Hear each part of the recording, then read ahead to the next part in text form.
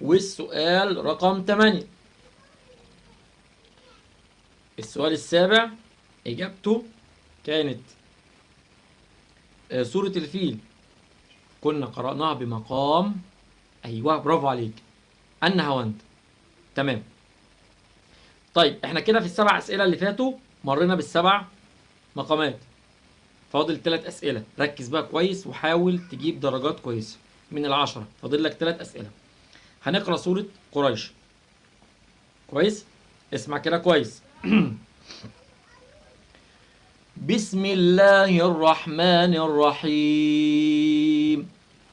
لإيلاف قريش إيلافهم رحلة الشتاء والصيف فليعبدوا رب هذا البيت الذي أطعمهم من جوع وآمنهم من خوف.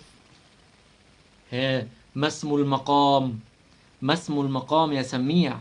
ها، اعرف اسم المقام في المقطع الثامن، في أول المقطع التاسع.